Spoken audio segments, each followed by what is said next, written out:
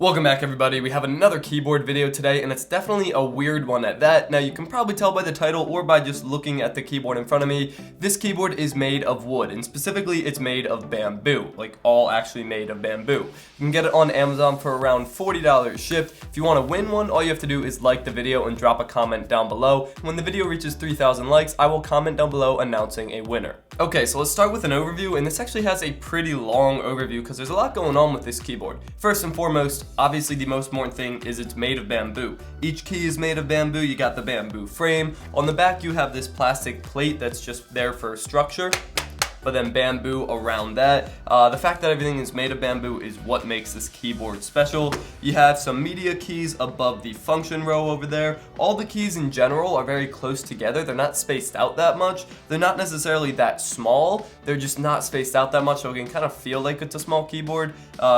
A little bit, it's hard to explain, but when you use it, you'll know what I mean. You got a small space bar there. You have the arrow keys that are kind of mixed into the letter area, and then you have some weird keys up in the top right corner. You have an Internet Explorer key, an email key, and then you have a mute key and a calculator key. Why they chose to include those specifically, I don't know. When I plug it in, we will test those and see if that works, but it is interesting to see that those are specific dedicated keys that they put on this keyboard. I don't know why they chose, oh, it's a bamboo keyboard, we should put an Internet Explorer key on it. I don't know, but they did. On the back, there's no raised feet, but there is this raised bar, and the bar is raised because it's a wireless keyboard. You can see the USB dongle right here. That's kind of harder to pick up than I thought it would be. Boom. So obviously this keyboard is wireless. It runs on 2 AAA batteries, which I actually had to run over to Rite Aid to pick up AAA batteries because I didn't have any here. But with all that out of the way, I think what's up next is to plug it in and start typing.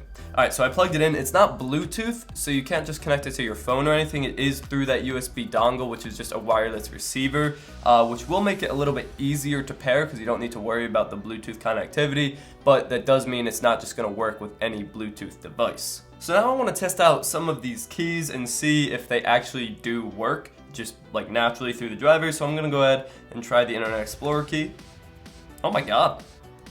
It actually opened up a Google Chrome window because that's my default browser. Email. Alright, email just opened up another browser. Mute. Mute performs mute. And most importantly, perhaps, calculator. Opens up the calculator. That's awesome. I guess it wouldn't make much sense if they didn't work, but I don't know. Kind of cool having those dedicated keys. So I'm going to go ahead and open up a type racer to go ahead and do a typing test so you can hear how it sounds and we can see how good it is to type on, like how fast I can type. The one thing I will note that is probably gonna stop me from typing very fast is the space bar. You'll see this on B-roll right now. The space bar is really small and it's in the right position for your left thumb if you're just resting your hand on it, but for my right thumb, which is usually the thumb I use to press the space bar, it gets cut off really short, and I'm not a big fan of that when they alter the layout like that. So bad stuff there. We'll see if it actually affects my typing speed, but I'm still a little bit disappointed with that. It's definitely a membrane keyboard. It is not mechanical. It would be interesting actually to see if you could get like a bamboo keycap set for mechanical keyboard. I don't know how well bamboo would be if it was that thin, but you know, that'd be cool. Like to see it sometime. Alright, so I'm gonna enter a typing race. You'll hear a little bit of it, and then we'll see how fast I type. I normally type around 100 words per minute. If it's below that, I'll be a little disappointed. If it's above that, then the keyboard passes.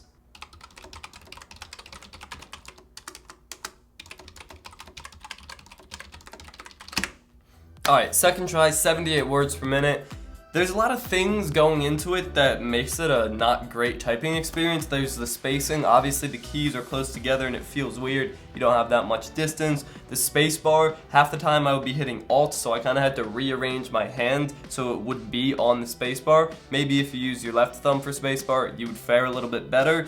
But then honestly, the membrane switches in general, they're very stiff and you really need to just clack them down. You can't just softly press it. You really need to kind of just smash it down each and every single key press. And overall, that just made for just not the best typing experience, I'm not gonna lie. Alright, so conclusion time. Is this practical, especially for $40? Because you can get a very solid mechanical keyboard for $40. I've done plenty of videos on them. No, this is not practical. Is it novel and is it cool? Absolutely. If you have a nature or natural wood themed setup, this could look really cool.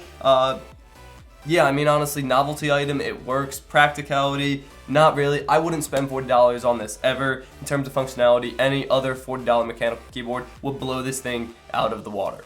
Thank you for watching, subscribe to see more content, and as always, stay classy.